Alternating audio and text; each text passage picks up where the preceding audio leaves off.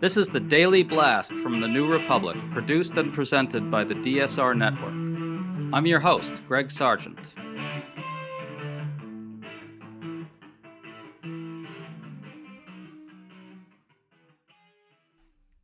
The Epstein scandal has just taken another bad turn for Donald Trump. NPR reports that the Justice Department has withheld some files relating to charges that Trump potentially abused a minor. And Democratic Congressman Robert Garcia just dropped a bombshell as well, claiming that he'd reviewed DOJ materials personally and can confirm that DOJ does appear to have withheld critical FBI interviews. What's really noteworthy here is that we now see the cover-up becoming a significant part of the story in a freshly vivid way. And interestingly, Trump's constant treatment of DOJ as his own personal law firm could now work against him, since DOJ controls what we learn about what's in the files. To unravel all this, we're talking today to University of Michigan law professor Leah Littman, who's great at decoding this kind of complexity. Leah, great to have you on. Thanks for having me. So let's just set the table this way. The Epstein files, of course, are the materials amassed via federal investigations into Jeffrey Epstein's pedophilia and sex trafficking. Leah, can you just walk us through what exactly the law obliges DOJ to do with regard to these files right now? So the law obliges DOJ to actually release the files. They are supposed to redact information, particularly the victims' names, but they are not supposed to be redacting information about the alleged wrongdoers. Now, of course, these files contain reports that aren't credible. Law enforcement officials receive tips that aren't credible all the time. What makes this latest revelation, I think, so significant is this is an individual who the FBI opted to interview not once, not twice, not 3 times, 4 times. This was a serious, credible enough lead that there were multiple interviews and multiple indications that this individual was telling the truth. And that's what they chose to cover up. And this is what NPR is reporting. So NPR used a novel trick here. It looked essentially at metadata on the documents to establish that what's missing from the public release of the files is more than 50 pages of FBI interviews and notes from conversations with the person you just discussed. This is someone who accused Trump of sexual abuse as a minor decades ago. Can you go into that a little bit more? Yes. So the allegations are this individual says they met Donald Trump while with Jeffrey Epstein, and that when they were between the ages of 13 to 15, Donald Trump sexually assaulted them. Now, what the NPR story also indicates is this individual made a similar allegation in lawsuits against Epstein in 2019, that this information was in the information that was relevant to Ghislaine Maxwell's trial and is indeed with the Maxwell trial team, that, again, the FBI interviewed this individual multiple times and the Epstein estate settled with them. So those are all indications that what this individual said was credible enough that it became incorporated into a criminal case against Ghislaine Maxwell, that DOJ deemed it credible enough, that law enforcement, FBI deemed it credible enough to interview them multiple times, and that the Epstein estate settled with them. So those are all indications that this is a serious allegation. And the allegation itself is, of course, appalling. I mean, we are dealing with an allegation that the president of the United States is a child rapist. And to say that is alarming and shocking. And this is no longer just a scandal about elite impunity and, the president being a pedophile file, right, protecting pedophiles. It is about the president now being an accused pedophile. And using his Justice Department to cover it up. Yes, exactly. And again, we have seen him use DOJ to go after political enemies. We've seen him use DOJ to protect himself, dropping the cases, that DOJ had elected to bring against him, and issuing mass pardons, to his supporters, issuing pardons to people who contributed to his campaign or his super PACs, dropping investigations, against his friends. I mean, Tom Homan allegedly took a Kava bag with $50,000, and that investigation went nowhere. And now it is the president using DOJ to cover up allegations that he himself engaged in sexual assault of a minor. So let's talk about what we know about the woman. She charged that Trump did this quite disgusting thing involving her in 1983 after she was introduced to Trump by Epstein. The timeline gets a little fuzzy here, but I want to bear down on this point. In the summer of 2025, according to NPR, the FBI internally circulated some Epstein-related allegations that discuss Trump, and one of them involves this woman, right? And we know that the FBI conducted several interviews with this woman, as you pointed out, but only one of them is in the released files, according to NPR, right? Just to clarify, what's being suggested here is that the other several interviews with this woman, potentially about Trump, were not released by DOJ knowingly, yes?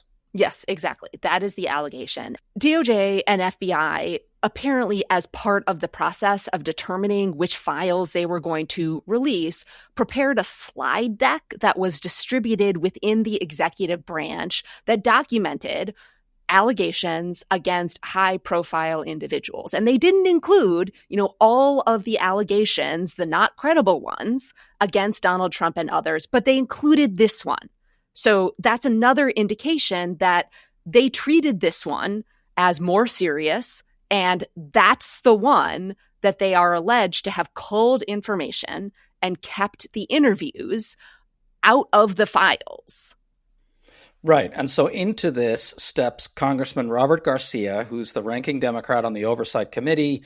He put out a statement that's something of a bombshell. I'm just going to read it. Quote, "Yesterday, I reviewed unredacted evidence logs at DOJ. Oversight Democrats can confirm that the DOJ appears to have illegally withheld FBI interviews with the survivor who accused President Trump of heinous crimes. Oversight Democrats will open a parallel investigation into this," close quote. Leah, let's break this up into pieces. When Garcia says there, "I reviewed unredacted evidence logs," he's saying that DOJ's own logs list FBI interviews with this woman that were not in the released files, what you just referenced. Exactly. He's saying that the set of Epstein files that is subject to this transparency and disclosure law, that set of files contains the interviews with this individual where she alleged Donald Trump sexually assaulted her as a minor. Like, that is what he is saying. And he is also confirming that it's that material that somehow wasn't released, to the public. Right. So we've basically got a number of sets of eyes on this log confirming this. We've got NPR essentially confirming it by using metadata or whatever technique they use there. And we have Congressman Robert Garcia confirming exactly the same thing. He looked at the logs. It showed a number of interviews with this woman. Those interviews were not in the released files. Exactly. And that is, the cover-up, to the extent it is now the cover-up that is the scandal. But I don't want to suggest that it is just the cover-up that is a scandal, because the cover-up is appalling. I mean, we have already seen that they are misredacting the documents. They're not complying with this law. And all of the indications, based on their actions and statements, were they were manipulating this to their political advantage.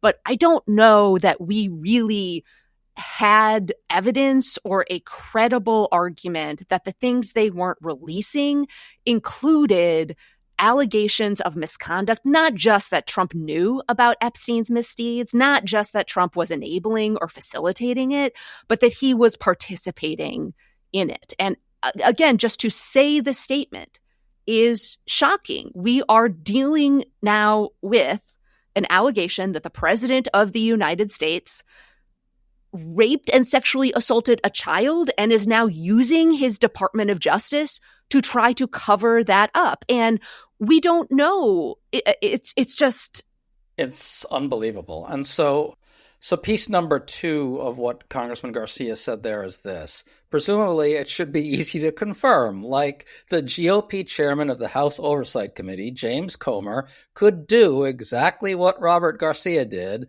walk in there, look at the logs, and confirm whether the FBI interviews are missing, right? Yes. So Obviously, this seems to put a lot of pressure on Republicans as well, unless I'm missing something. I mean, I would certainly hope so. And this is just another example of how much are Republicans in Congress going to lay over and bend the knee and allow Donald Trump to run absolute roughshod over laws and Congress's own powers. Because you're right, Congress could, if it wanted to, tomorrow, have all of the oversight members go look at those documents and confirm that DOJ is illegally withholding material that contains allegations of wrongdoing by the president. To stay up to date on all the news that you need to know, there's no better place than right here on the DSR network. And there's no better way to enjoy the DSR network than by becoming a member. Members enjoy an ad-free listening experience, access to our Discord community, exclusive content, early episode access, and more. Use code DSR26 for a 25% off discount on sign-up at thedsrnetwork.com.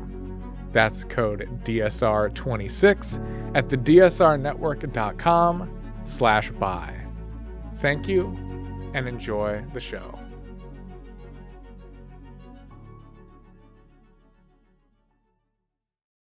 It sure seems that way, and I suspect that Republicans aren't going to do that. But let me ask you this.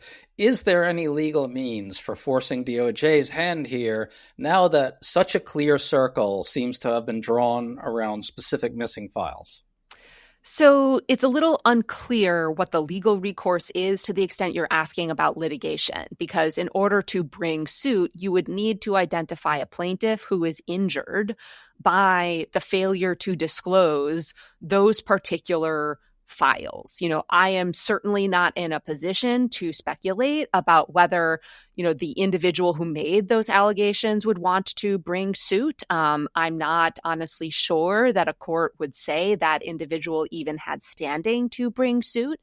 And so that leaves us in this situation where you have a law that ostensibly applies to the executive branch, and it's unclear how that law will be enforced in a world where the majority in Congress doesn't seem to care. Could the White House or DOJ, or both, I guess, use some sort of legal trickery to somehow evade legal responsibility for the release of these particular files? If you're asking about legal responsibility in the sense of litigation, I mean, absolutely. They could say whoever brings the lawsuit doesn't actually have standing to do so. That would allow a court to dismiss the case before they even ascertain whether the Department of Justice is in compliance with this suit. So yes, there are many avenues that they could pursue to try to evade such a ruling. What else could they say? Like something a little more direct than just playing the standing card? They could say there's no cause of action. There is no legal authorization to bring suit. They could say, a court doesn't have the authority to actually order the release of information, within DOJ's possession. They could, the list goes on. I don't want to do their jobs for them since, they have crap lawyers and they are also running on a shortage of lawyers. But they could certainly try. Right. And so if a court did order the release and DOJ refused, then it would go up to the Supreme Court, presumably. Yes. Okay. So could a Democratic-controlled House subpoena these specific files next year, presuming Democrats win? Absolutely. And then when DOJ refuses to release them, go to court to compel it?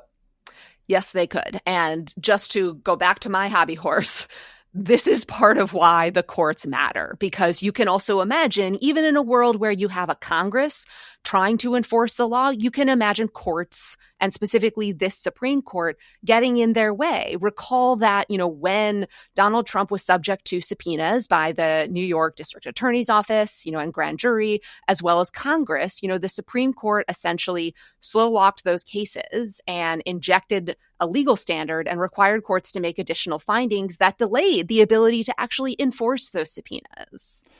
Yeah, so what might that look like? So let's just imagine a Democratic-controlled House is there in 2027.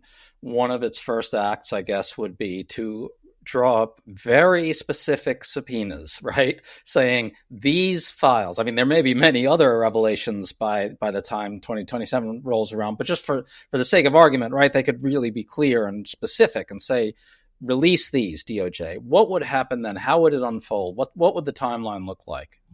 So the timeline would really be, in the lower court's hands in some ways. And so depending on which court it goes to, you can imagine some judges slow walking it. I mean, think of Judge Eileen Cannon in the obstruction of justice and documents case, who drew out that case for so long, it effectively prevented the case from ever going to trial, even though it was one of the more straightforward ones. So it depends a little bit on what court it goes before. Now, once it's before a court, the president, DOJ, they are going to object to those subpoenas. And they will likely argue that the subpoenas raise separation of powers concerns because Congress is demanding presidential documents.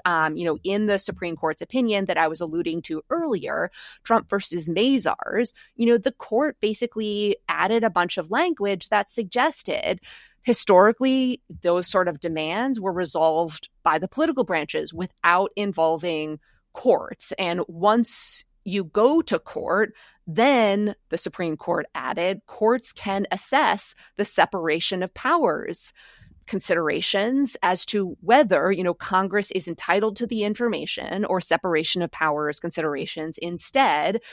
Counsel hesitation and mean the executive branch has some discretion as to whether it can actually disclose them. So that is going to be part of the fight in a world where Democrats retake the House and try to go to court to actually enforce subpoenas. And so what sort of timing are we talking about here? I mean, I guess in a sense, if Democrats were to win the White House in 2029, the Democratic president, or I guess whoever the attorney general is, could just release these files, right? Is there any chance at all, presuming there's a Democratic House, that we see those files sooner than that? There's a chance. I would not put it at a very high chance. And again, that is just because of my very low confidence in this Supreme Court's willingness to actually take seriously Congress's interest in that information and their ability to enforce subpoenas that are directed against the executive branch. I mean, this court has such an expansive view of presidential power and seems to think that, the acts of investigation and prosecution are such core exclusive executive prerogatives that they could say Congress isn't in a position to litigate and enforce that, which again is appalling and should trouble us all. But I just kind of want to be real about the problem that this Supreme Court creates. What exactly is or would be the legal basis for just saying that a congressional subpoena doesn't count? What would be the legal basis? I mean, what's the legal basis for presidential immunity, Greg? That's not in the Constitution, and yet the Supreme Court found it like magic. I mean, what's the legal basis for Justice Thomas in the tariffs opinion saying that the president has the powers of a crown? I mean, the president isn't king, and yet Justice Thomas basically wanted to make him one. And so this Supreme Court has been so salivating, foaming at the mouth to expand presidential power that they are willing to add things to the Constitution that just aren't there. I mean, at the oral argument in a recent case, Justice Amy Barrett basically said, well, couldn't we just adopt the unitary executive theory without actually specifying where in the Constitution it is? And so their willingness to engage in that sort of shooting from the hip, gestalt sense of this has to be what the Constitution means, but I don't actually need to explain it, is part of what we're working with. What would be the ostensible basis? Like, in other words, like what would be the Supreme Court's cover story in this case? They would say that Article 2 vests the executive power in the president, and that the executive power includes the power to conduct investigations, law enforcement, and prosecutions. And because those are core executive powers, Congress cannot enact laws that force the executive branch's hand in those matters. Boy, I guess that's certainly possible. Just to wrap this up, so is there a role for whistleblowers here? Is there some other way the files come out? And let's just really go for it here. Do you think the files will come out? There's absolutely a role for whistleblowers. I mean, we are seeing the importance of whistleblowers with respect to exposing misconduct of ICE and DHS. We have seen the importance of whistleblowers in many other matters, exposing some of the acts of Judge Emile Beauvais, while he was in the Department of Justice. So yes, whistleblowers could play a significant role. Do I think we are going to see these files in the short term? I don't think we're going to see them before the midterms. Do I think we will see them eventually? Yes. But it is just so wild to me that over the last few weeks, it is clear that England is out no-kinging us with respect to the Epstein files. I mean, they have actually instituted criminal proceedings against former members of the monarchy. And we are living in a world in which the president is obstructing, the release of files mandated by law that potentially implicate him in criminal wrongdoing. And our legal system is so messed up, it's unclear what the fix is for that. Yeah, I mean, that's the bottom line for me as well. In other places, people are being held accountable. Here, nobody's being held accountable. Yes, exactly. And I don't want to resign ourselves to that inevitability, but we should acknowledge that accountability here realistically requires winning control of the House and likely the White House as well. Which, of course, is a doable thing, even though it probably shouldn't come down to that. No. And that's why we should keep harping on this, right? Because people care about the fact that the president is now accused of sexual assault. People also care about the fact that he is using DOJ to cover up his alleged crimes. And so in that way, whether it is whistleblowers, public opinion, or public outcry, this stuff matters, even if we can't go to court to fix it tomorrow. We say it on the pod all the time, but if you needed another reason to elect Democrats to control the House, you're seeing it right now. Folks, if you enjoyed this, make sure to check out Leah's book on the Supreme Court, which is just as unsparing as the stuff she's just said here. It's called Lawless. Leah, it's always great to talk to you. Thanks for coming on. Thanks for having me.